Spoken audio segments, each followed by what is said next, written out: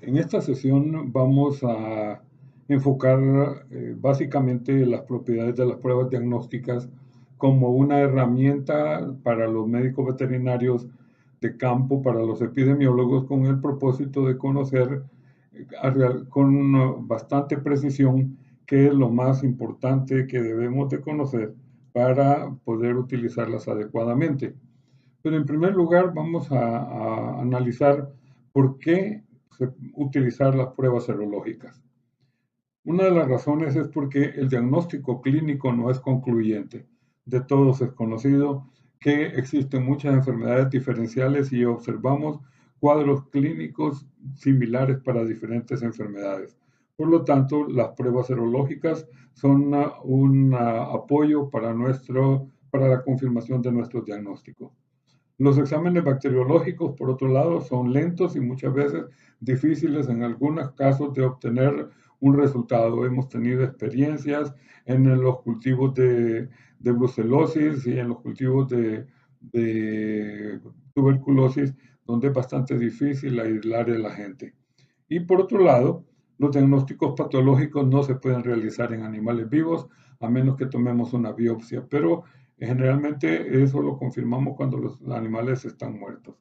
Eso básicamente es la razón por la cual utilizamos las pruebas serológicas, para poder apoyarnos y tener una mejor orientación hacia dónde debemos de enfocar o dirigir nuestros diagnósticos. Y para eso también es necesario recordar cuáles son los esquemas de producción de anticuerpos. Ustedes recordarán que lo primero que se produce cuando un agente ingresa a un organismo animal son los anticuerpos IgM, que son las macroglobulinas, y estos son las que dan la respuesta primaria. Estas son las primeras que se forman generalmente en la primera semana. ¿Cómo interpretamos la presencia de IgM? Que la infección es reciente. Por otro lado, posteriormente aparecen las inmunoglobulinas IgG, que esto representa la respuesta secundaria porque se está observando después de 15 días empieza a tener unos títulos que podemos ir midiendo. Esto se interpreta como que estamos ante una infección tardía. Como pueden observar, los anticuerpos nos dan una idea de cuál es la situación que está viviendo el paciente. ¿Cómo hacer el mejor uso de las pruebas serológicas? Muchas veces nosotros en el campo consideramos que una sola muestra es suficiente para dar un diagnóstico serológico. Pero la verdad es que muchas veces necesitamos de tomar dos muestras con intervalos de 15 días. Es lo que conocemos con el nombre de muestras pareadas. Y aquí es interesante ver que el intervalo inicial estamos observando que la curva va en ascenso y por eso es que debemos de tomar la segunda 15 días después. Si observamos una diferencia entre la primera y la segunda y este ha subido, sabemos que es una infección reciente. Por otro lado, si tomamos tardíamente las muestras y los tomamos ya en el declive de bajada, entonces vamos a observar que la segunda muestra tiene títulos más bajos que la primera, lo que indica que la infección está cediendo o ha cedido y que los niveles de anticuerpos están disminuyendo. Ahora, veamos qué es lo que vamos a analizar. ¿Qué es lo que vamos a analizar? Normalmente nosotros hacemos estudios de prevalencia y eso es para determinar la frecuencia y distribución de un agente infeccioso. Muchas veces hablamos de puntos de prevalencia o hablamos de periodos de prevalencia. Es algo que tenemos que definir. Por otro lado, frecuentemente la medición la hacemos por anticuerpos y esto, por esa razón es que utilizamos las pruebas serológicas, porque estamos midiendo los anticuerpos. El problema de todos los estudios y todas las pruebas diagnósticas serológicas es que nos dan falsos positivos y falsos negativos. O sea, no todos los animales están enfermos ni todos los animales están sanos. Y eso es algo que tenemos que tomar en consideración. Pero en el campo y en el laboratorio existen diferentes tipos de pruebas. Yo no voy a entrar en esta oportunidad a analizar cada una de las pruebas de acuerdo al uso que quiere dársele en el laboratorio. Considero que va a ser motivo de una presentación posteriormente. Pero sí tenemos algunas pruebas que las conocemos como pruebas de tamizaje o pruebas de screening. Estas son aquellas pruebas que utilizamos para distinguir animales aparentemente sanos de animales infectados. En otras palabras, esto nos ayuda a tener una respuesta rápida de los posibles animales que están infectados y separarlo de los sanos. Generalmente se requiere de una prueba de confirmación. Vuelvo a insistir en lo que manifesté anteriormente. No solamente tenemos que hacer una prueba, sino que también hacer pruebas adicionales. Por lo mismo que estábamos conversando de que a las pruebas serológicas nos dan falsos positivos y falsos negativos. Por lo tanto, vamos al final de la presentación, vamos a concluir con con las reglas de oro que debemos de utilizar todos los veterinarios. ¿Cuáles son las propiedades que tienen las pruebas? Esto es interesante y debemos de conocerlo para que sepamos ante qué qué es lo que estamos viviendo. En primer lugar, tenemos que saber que las pruebas tienen una propiedad que se conoce con el nombre de exactitud. La otra es la sensibilidad y, por último, la especificidad. Esas son las tres propiedades de las pruebas serológicas. Y de acuerdo a los trabajos que se hacen en el laboratorio, entonces nosotros tenemos una clasificación de resultados. Si vemos este cuadro, estamos viendo en la parte superior que esta es la situación de los animales en la naturaleza y a la izquierda es el resultado de las pruebas. Esto es lo que se realiza en el laboratorio. Por lo tanto, los animales pueden estar infectados o no infectados. Y por otra parte, las pruebas nos pueden dar un resultado positivo o un resultado negativo. Esto al final nos tiene que cuadrar y proporcionarnos la población total de los animales que vamos a examinar. Como pueden observar ustedes aquí, hay unos que son positivos a la prueba y que realmente están infectados. Estos son los verdaderos positivos. Por otro lado, hay algunos que salen positivos a las pruebas, pero no están infectados, o sea, están sanos. Estos son los falsos positivos. Y por lo tanto, si ustedes suman estos dos celdas, entonces vamos a ver que la cantidad de animales positivos a la prueba son 33, pero los que realmente están infectados solo son 18. Por otro lado, también la prueba puede dar un resultado negativo y el animal estar infectado, ¿verdad? Y estos son los falsos negativos. Pero en otros casos, la prueba da negativo y el animal está sano, y estos son los verdaderos negativos. Entonces, al final, en las columnas donde dice total, observamos la cantidad de animales infectados, la cantidad de animales no infectados, y en la horizontal, los que están positivos a la prueba y los que están negativos a la misma. Y pueden observar ustedes alguna diferencia.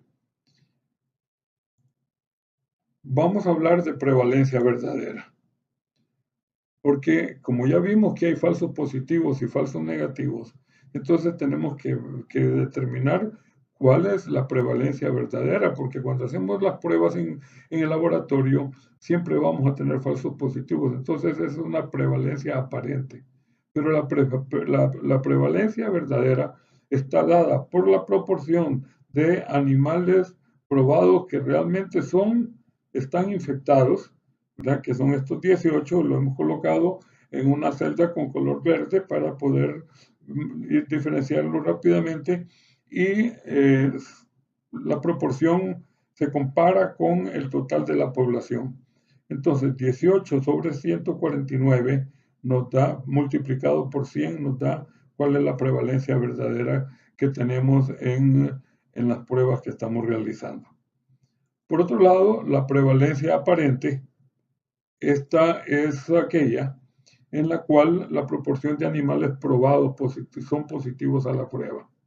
Entonces, Aquí, en este caso, observamos en el cuadro que los positivos a la prueba son 33 y observamos por otro lado que la población total son 149. Pero en estos positivos a la prueba tenemos animales que están sanos, ¿verdad? Y eso es exactamente lo que tenemos que tratar de evitar cuando estamos realizando programas de control y erradicación de enfermedades. Por otro lado, vamos a hablar de la exactitud. La exactitud es la proporción de animales correctamente identificados por la prueba. Esto es como que estamos haciendo un tiro al blanco y que queremos realmente saber si estamos dando en el centro e identificando correctamente los animales que nos interesan. Y la exactitud está dada por la proporción de animales correctamente identificados en la prueba. O sea, en otras palabras, los verdaderos positivos, los verdaderos negativos y la población total. Entonces, sumamos los verdaderos positivos, los verdaderos negativos, lo dividimos entre la población y lo multiplicamos por 100 y obtenemos la exactitud de la prueba que vamos a utilizar. Hoy vamos a hablar un poco sobre la sensibilidad. La sensibilidad es otra de las cualidades que vimos de las propiedades de las pruebas. La sensibilidad se identifica con SE y es la probabilidad de que una prueba identifique correctamente a los animales infectados. En este cuadro que tenemos en la parte inferior, ¿verdad? Estamos viendo los verdaderos positivos, que son los 18 que están infectados y salen positivos a la prueba, y el denominador son los que están infectados. 18 sobre 56 es la proporción, ¿verdad?, que nos da la probabilidad de que la prueba identifique correctamente los animales que están infectados. Y esto lo multiplicamos por 100 y la sensibilidad siempre se expresa en porcentaje. Al igual que y podemos decir también resumiendo que la sensibilidad es los animales infectados, ¿verdad?, que son los verdaderos positivos, más los falsos negativos, ¿verdad? Eso es una probabilidad de que estemos identificando correctamente los animales que que estamos sometiendo a la prueba.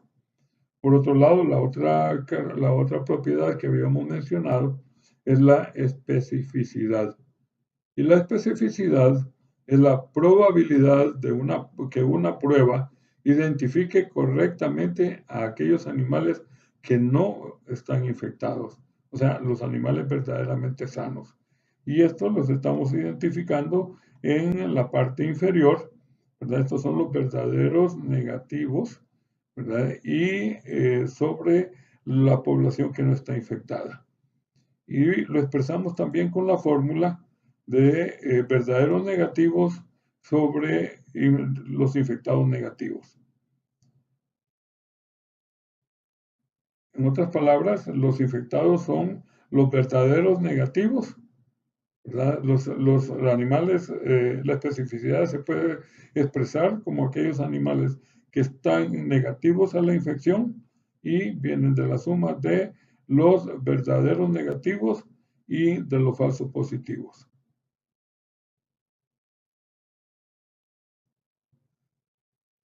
Ahora, hay otras definiciones que debemos de conocer y otras cualidades que debemos de conocer para analizar las situaciones que estamos observando en un rebaño o en una población. Y es el valor predictivo positivo. El valor predictivo positivo nos sirve para identificar aquellos animales positivos que están positivos a la prueba y que realmente están infectados. Y esto lo podemos calcular con la fórmula de los verdaderos positivos, que lo tenemos iluminado en esta tabla, sobre los positivos a la prueba. Esto es el valor predictivo positivo. o sea, los verdaderos positivos y los falsos negativos.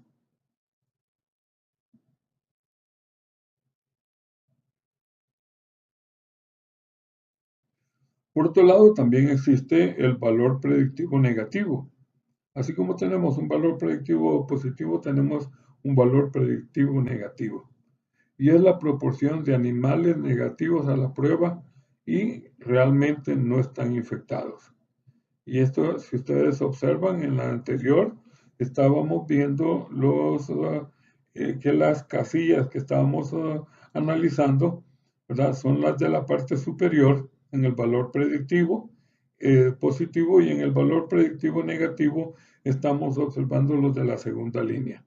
Y esto es indudable que nos ayuda a poder diferenciar aquellos animales, ¿verdad? Que no están infectados. Y nos lo da la proporción de los verdaderamente negativos con los animales negativos a la prueba. Y lo podemos expresar, ¿verdad? Como los verdaderos negativos más los falsos negativos. Esa es la parte de conclusión.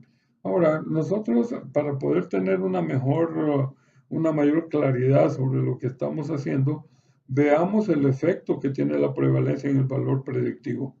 Estamos hablando del valor predictivo positivo de clasificar correctamente aquellos animales que están positivos a la enfermedad.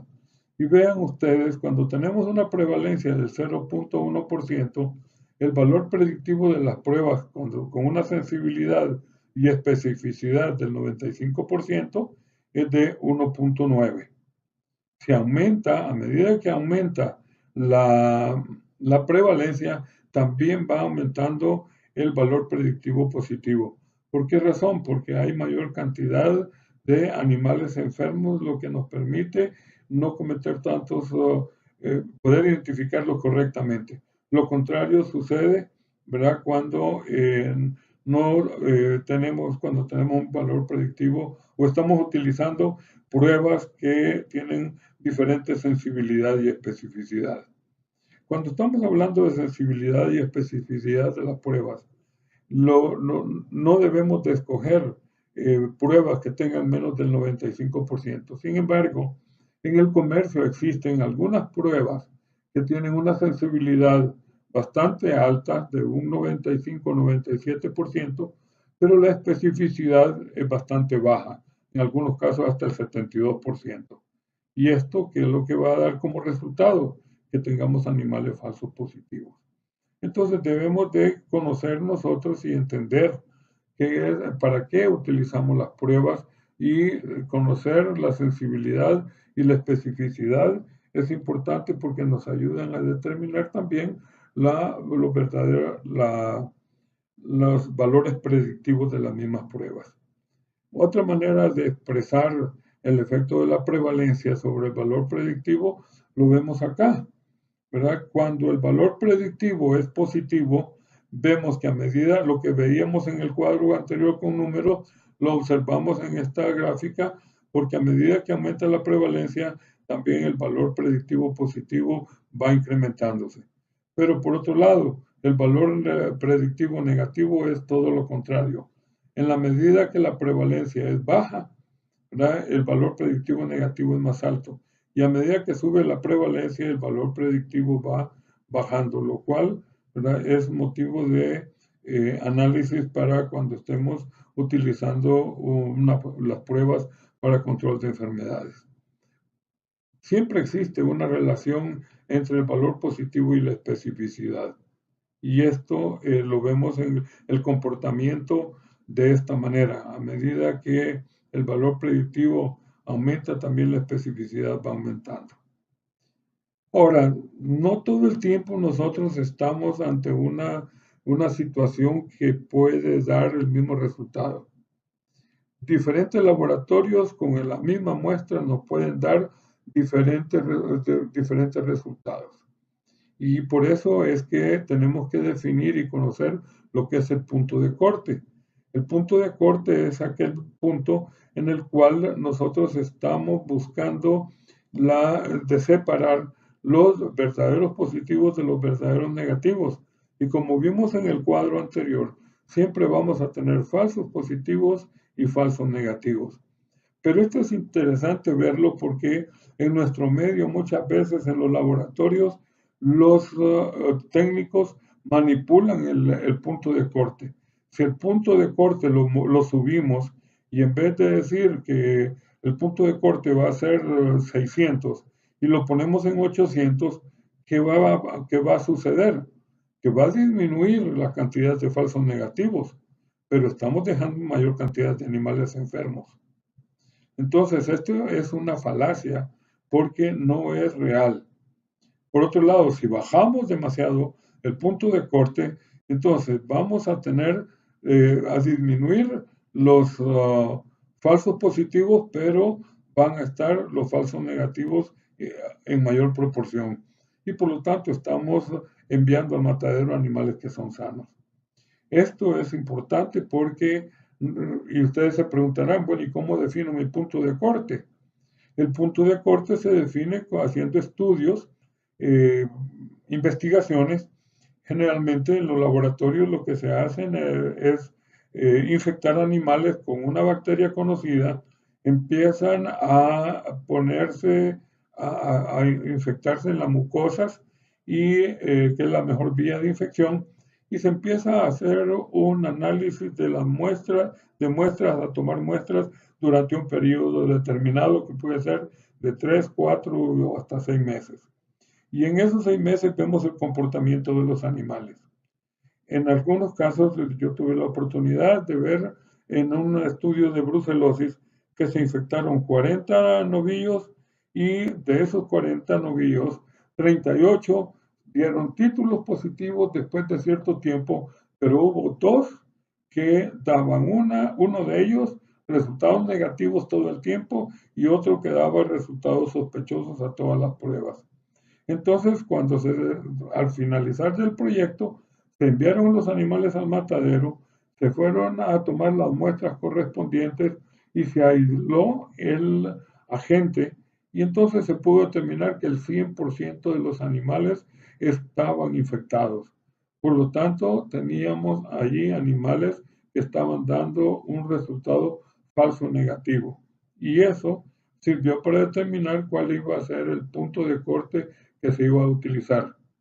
En nuestros laboratorios que no tenemos y en nuestros países que no podemos hacer esos tipos de estudios porque son demasiado caros, entonces la alternativa que tenemos es entrar en contacto con laboratorios de referencia o comprar sueros, controles positivos y negativos que hayan sido estandarizados internacionalmente y nos puedan dar un resultado lo más apegado a la realidad que vivimos en nuestros países. Esto es importante y cada día toma mayor relevancia porque la OIE está solicitando a los laboratorios de los países que mantengan, además de una red de laboratorios para que puedan uniformizar sus criterios de diagnóstico, también laboratorios de referencia para estar midiendo los resultados que se tienen en el laboratorio. ¿Cómo vamos a seleccionar las pruebas de diagnóstico? Para nuestros estudios, para nuestros trabajos, nosotros debemos de buscar siempre utilizar una prueba con alta sensibilidad y alto valor predictivo negativo. ¿Cuándo es que lo vamos a hacer? Cuando pretendamos reducir el número de falsos negativos. ¿Por qué? Porque si recordamos la definición de sensibilidad, es la identificación correcta de los animales que están infectados. Por medio del laboratorio estamos identificando a los verdaderos positivos. Y el valor positivo o negativo, ¿verdad?, se incrementa y nos reduce el número de falsos negativos. También se utiliza para evitar la introducción de una enfermedad a un rebaño. Muchas veces nosotros, y esto es una de las prácticas que hemos estado observando en Centroamérica, y es de que la mayor parte de los productores están comprando bovinos para reemplazo de rebaños que están infectados con brucelosis. ¿Y qué es lo que hacen? ¿Verdad? Hacer una prueba y dice, bueno, dio resultado negativo, el animal está sano y me lo llevo. Pero hay otros factores que no se han tomado en consideración. Y es que el animal puede estar incubando la enfermedad, porque el periodo de incubación de la enfermedad llega hasta los 270 días. Si nosotros estamos comprando 30 o 45 días después de la infección, no vamos a detectar ningún anticuerpo y por lo tanto estamos comprando un animal que en el futuro va a dar un resultado negativo y después nos vamos a preguntar, bueno, pero si cuando yo lo compré estaba negativo, ¿cómo es que ahora está enfermo? Eso no solamente lo hemos observado en nuestros países, sino que también a nivel internacional. En Egipto, hace como aproximadamente unos 20 años, estaban quejándose de haber comprado animales en un país europeo y que 4 meses después de su llegada a su territorio, los animales dieron un resultado positivo a la prueba. Y eso es por no haber tomado en consideración, ¿verdad?, los aspectos epidemiológicos, así como también el tipo de pruebas que van a utilizar o que se van a seleccionar. Por otro lado, también debe utilizarse una prueba con alta especificidad y alto valor predictivo cuando queremos, en primer lugar, confirmar un diagnóstico para identificar realmente los que están negativos, ¿verdad?, o los que están positivos. Pero básicamente lo que estamos buscando con la especificidad es de categorizarlo como un animal que está negativo. Y por otro lado, para evitar el sacrificio innecesario de animales. Cuando la prevalencia de las enfermedades en un país empiezan a disminuir, generalmente estamos enviando al matadero, ¿verdad?, animales que están sanos y que dan una reacción falso positivo. Y eso es algo que tenemos que minimizar, porque el valor genético de los animales se está perdiendo en el momento en que estamos remitiendo a sacrificio los animales que pueden estar sanos y que dan una respuesta negativa. Esos son los criterios que debemos de mantener para poder tener un buen desempeño con los dueños de los animales. Pero también existen otras herramientas que nos permiten apuntar mejor sobre lo que queremos hacer y evitar el sacrificio de animales falsos positivos o dejar falsos positivos y sacrificar falsos negativos. Y para eso existen las pruebas en serie. Y las pruebas en serie se utilizan con varias de las pruebas que tienen. Un ejemplo de esto puede ser el de brucelosis, porque tenemos que ya no se usa la prueba de aglutinación en placa, pero antes teníamos aglutinación en placa, prueba de aglutinación en tubo, teníamos el 2-mercaptoetanol, el ribanol y por último teníamos eh,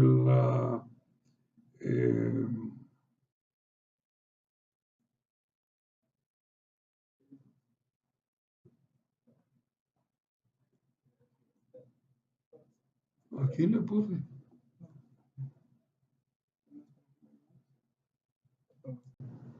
Bien, por otro lado, tenemos que tomar en consideración la selección de pruebas diagnósticas que vamos a utilizar para tener la seguridad de lo que pretendemos realizar o los resultados que pretendemos obtener. Si vamos a utilizar una prueba de alta especificidad y alto valor predictivo positivo, esta la vamos a aplicar cuando queramos confirmar un diagnóstico que tengamos duda. Y por otro lado, para evitar el sacrificio innecesario de animales. Esto sobre todo porque, como vimos anteriormente, hay animales que dan una reacción falso positivo y esos se envían al matadero sin estar enfermos. Y por lo tanto, debemos de buscar una prueba que tenga estas características: alta especificidad y alto valor predictivo. Pero adicionalmente también tenemos otras herramientas que podemos utilizar cuando pretendemos eliminar o erradicar enfermedades. Y estas las conocemos como pruebas en serie. Estas son como dijéramos que están en línea una tras otra. Pero una de las características que debe de tomarse en cuenta para realizar las pruebas en serie es que los resultados de todas las pruebas deben ser positivos. Si no, si solo se aplicara y se aplicará otra prueba si el resultado previo es positivo. En otras palabras, si yo empiezo con una prueba diagnóstica y tengo un resultado negativo, indudablemente que cancelo las siguientes pruebas y por lo tanto tengo que escoger otro lote de animales para poder continuar. Si en la primera prueba me salió positiva, sigo aplicando las siguientes y si todas son positivas, entonces voy a aumentar la especificidad y el valor predictivo positivo de las pruebas que estoy utilizando y por lo tanto estamos seguros de las condiciones de los animales que estamos seleccionando. Pero también existen las pruebas en paralelo y esta es el resultado que vamos a buscar es de que todas las pruebas deben ser negativas. Esto solo lo vamos a aplicar cuando la otra prueba, la prueba previa, tiene un resultado negativo. En otras palabras, volvemos a correr las pruebas de manera similar, solo que aquí ya no son en serie, sino que estamos hablando en paralelas. Allá todas tenían que ser positivas, aquí la prueba se aplicará si tiene la anterior es negativa, o sea, todas deben ser negativas. Y al final esto lo utilizamos cuando se desea aumentar la sensibilidad de las pruebas o identificar correctamente los animales enfermos, así como el valor predictivo negativo. Normalmente en el laboratorio se habla de baterías de pruebas. No, los laboratoristas saben que no pueden confiar en una sola prueba. Y entonces ellos lo que deciden es establecer una batería de pruebas para aplicar todas las pruebas posibles que tengan en el laboratorio. ¿Y por qué hacen esto? Porque a mayor número de pruebas, mayor probabilidad de un falso positivo. Entonces, por eso es que tenemos que tener el cuidado de lo que estamos buscando y debemos de considerar no solamente los resultados por medio de las pruebas serológicas, sino que buscar otras pruebas que nos puedan ayudar a dilucidar cuál es el problema. En conclusión, sobre el tema podemos decir que antes de interpretar un resultado serológico del laboratorio, debemos de conocer las características de la prueba. ¿Por qué razón? Porque hay pruebas que nos identifican las inmunoglobulinas IgM. Hay otras que tienen mayor tendencia a identificar las IgG, pero la mayoría están detectando, una buena cantidad están detectando tantos IgM como IgG. Por lo tanto, también en el laboratorio existen algunas adaptaciones para disminuir la presencia de IgM y muchas veces lo hacen los laboratoristas calentando los sueros para destruir la mayor cantidad de globulinas M. Por otro lado, también debemos de conocer la situación epidemiológica general que se enfrenta en un rebaño, en un país, porque podemos tener falsos positivos y falsos negativos si no conocemos cuál es la situación epidemiológica. Recuerden ustedes que el laboratorio es una herramienta para las observaciones que tenemos en campo. Si estamos observando en el caso de brucelosis abortos, ¿verdad? Tenemos que considerar que no solamente la brucelosis puede provocar abortos, sino que hay otras enfermedades como la leptospirosis, la tricomoniasis y otras más que también pueden provocar un cuadro clínico similar. Y por otro lado, nunca debemos olvidar que no existen pruebas serológicas que sean el 100% confiables. Las mejores pruebas andan alrededor del 95-97% de sensibilidad y la especificidad siempre está un poquito más baja. Entonces, siempre vamos a tener falsos positivos y falsos negativos.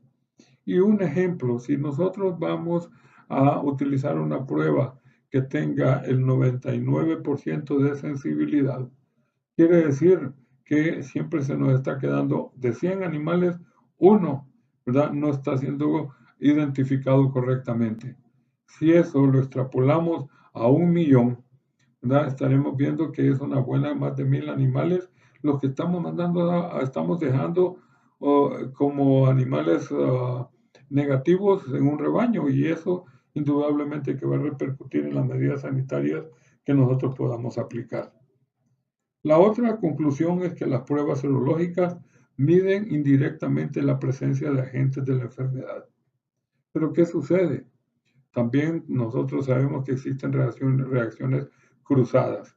Esto se debe a que en muchas oportunidades las bacterias comparten en su membrana algunos epítopes que pueden unirse a las globulinas en menor cantidad y pueden dar un resultado diferente. Un ejemplo que hemos estado viendo en la región de Centroamérica últimamente es con la prueba de peste porcina clásica, la que hemos visto reacciones cruzadas con la diarrea viral bovina, y también sabemos de que da una reacción a la enfermedad de las fronteras. Entonces las pruebas serológicas, ¿verdad?, indirectamente miden la presencia de agentes de enfermedad, pero no es confiable en un 100%. Y desde el punto de vista de epidemiología, la regla de oro en diagnóstico es el aislamiento e identificación de la gente. No hay otra prueba que tenga mayor valor que esta, porque una vez que logramos aislar a la gente, podemos poner en práctica los postulados de Koch. Y eso indica que estamos ante una verdadera infección y no ante falsos positivos.